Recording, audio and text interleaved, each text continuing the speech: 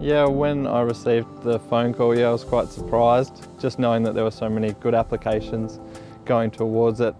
They said there were over 100 applications. Well, water sanitation's probably got to be one of the most important things in the world. Without clean water, you've got illness and disease, and I suppose resulting in death and that sort of thing. So this is one of our 4 sub-villages within the community. So the project's been going for about 3 years now already.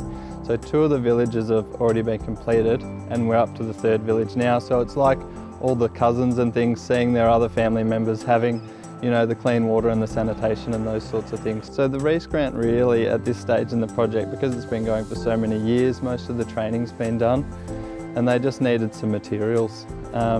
So for them to be able to have the material to finish this 3rd project and get onto the 4th one, it's really given the push to help them get closer to finishing it and seeing an end result. Education is probably one of the most important things, because I've heard of a lot of different projects where they go into a community and they build all this amazing stuff, and then when they leave, nobody knows how to maintain it or continue using it to do with the hygiene and the cultural differences as well. So I think it's been really important that they've actually got the community involved with the building and maintenance, and then also the ongoing education on how to use it and why it's important, that sort of thing.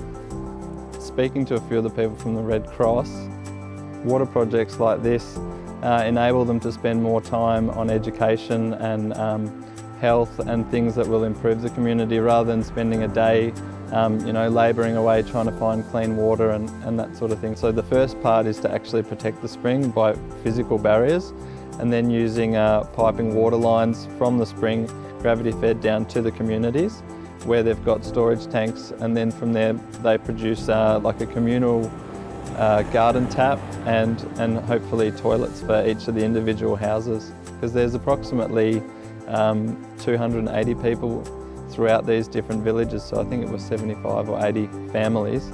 So hopefully by the end of that they can have a couple of community garden taps, and then they'll have toilets for themselves as well.